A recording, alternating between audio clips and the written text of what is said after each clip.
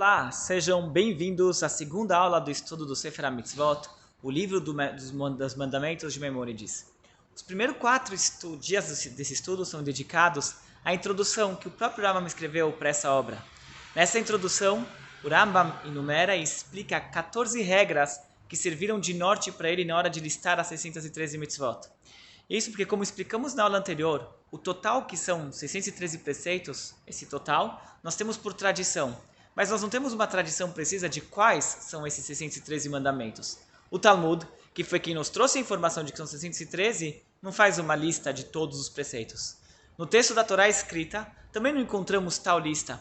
A Torá está escrita como que uma narração de histórias. E os mandamentos se encontram espalhados no meio dessas histórias. Se formos contar todos os verbos que constam na Torá no imperativo, ou seja, como uma instrução, faça isso, não faça aquilo, se cuide de tal coisa, nós vamos sair com um número muito maior do que 613. Isso acontece porque na Torá muitos preceitos são repetidos e aparecem algumas vezes. Há também situações em que várias instruções são os vários componentes de uma única mitzvah. Há também vezes que a Torá escreve na narração as ações que são a preparação para uma mitzvah. E essas instruções, obviamente, não devem ser contabilizadas como mitzvot independentes. Enfim, para poder identificar os 613 mandamentos, é preciso analisar e fazer uma filtragem do texto da Torá.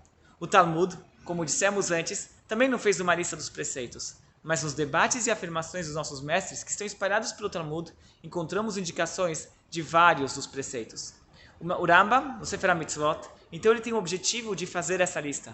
E ele faz duas listas, uma dos preceitos instrutivos e outra dos preceitos proibitivos. Na verdade, o Rambam não é o primeiro a fazer uma contagem das mitzvot. Tiveram muitos antes dele, alguns grandes mestres, que também fizeram listas e contagem das mitzvot. Mas o Rambam não ficou satisfeito com o resultado dessas contagens. Na visão dele, faltavam critérios para esses autores na hora que eles fizeram o registro dessas listas. Por isso, ele decidiu fazer sua própria contagem. Se baseando nas afirmações talmúdicas, ele identificou os versos na Torá que devem ser registrados e contabilizados como mitzvot. Ele também identificou 14 regras que devem ser usadas, para fazer essa contagem. Na introdução, o Rambam lista essas 14 regras e explica cada uma delas detalhadamente. Nós não vamos fazer uma leitura dessas 14, mas eu vou trazer apenas algumas aqui como um exemplo, como para vocês terem um gostinho do que são essas regras. Primeiro, as mitzvot que foram instruídas pelos sábios não devem entrar na contagem de 613. Exemplos é acender velas de Shabbat, comemorar Hanukkah, Purim, essas não devem ser contadas. 2. Instruções que eram vigentes apenas em um determinado momento também não devem ser contabilizadas. Por exemplo, aquelas instruções que foram passadas aos judeus no deserto, relacionadas à coleta da maná, que era aquele alimento milagroso que caía do céu. Essas instruções, por mais que elas estão na Torá e com verbos no imperativo, elas não devem ser registradas como mitzvot, porque elas eram só para um determinado momento. 3. As instruções que são repetidas na Torá devem ser contadas só como um registro. Por exemplo, a Torá instrui pelo menos 12 vezes sobre a mitzvah de descansar no Shabat. Devem ser contadas apenas uma mitzvah e não 12.